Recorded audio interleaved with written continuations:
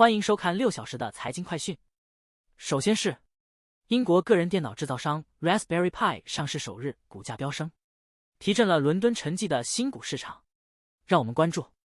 通用汽车宣布了一项新的60亿美元股票回购计划，在上个月提高股息后仅1个月。让我们关注 Meta Platforms 被认为是下一个即将进行股票拆分的公司，目前股价超过每股500美元。分析师认为，股票拆分可降低每股价格，吸引小额零售投资者和员工，并提高纳入道琼斯工业平均指数的可能性。下一条，法国总统马克龙辞职传闻遭到否认，传闻导致法国政府债券大抛售，引发市场不安。意大利证券也受到波及。马克龙将于周3举行发布会，阐述竞选纲领，选举结果可能影响其经济政策和法国财政状况。让我们关注苹果股价因其人工智能平台 Apple Intelligence 的发布而飙升超过 5%， 创下盘中历史新高。分析师看好苹果将人工智能融入生活的举措，并上调其目标价。让我们关注 Moderna 的组合流感新冠疫苗在 FDA 获得积极反馈，但投资者对公司长期前景持谨慎态度，因其目前管道主要集中于呼吸道疫苗，无法弥补新冠疫苗利润的损失。接下来，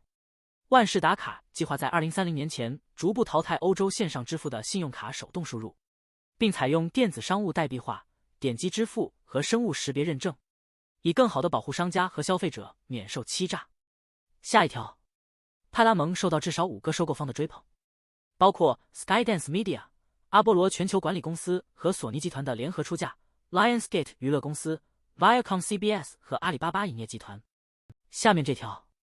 ，5月份波音交付24架商用飞机，约为去年同期的50架的一半，已完成积压工作。波音表示，其正在生产更少的 MAX 单通道飞机，以提高制造质量。5月份，公司交付了19架 MAX 飞机，比4月份增加了3架，但比2023年5月交付的35架飞机减少了 45%。波音本月收到了4份新订单，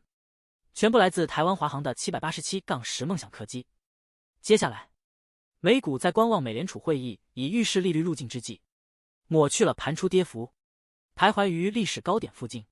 苹果股价触及历史高位，推动科技股为主的纳斯达克指数上涨 0.4%， 而标普500指数持平，道琼斯工业指数下跌约 0.3%。 让我们关注摩根大通分析师表示，特斯拉投资者不应期待该公司短期内建立围绕自动驾驶出租车的业务，因为该公司需要等到下一代汽车平台推出后才会制造自动驾驶出租车，可能需要数年时间。下一条，美股3大股指周二涨跌互现，苹果公司领涨，标普500指数和纳斯达克指数创历史新高。投资者关注消费者价格数据和美联储利率决策，美联储预计维持高利率不变，投资者关注降息时机。接下来这条，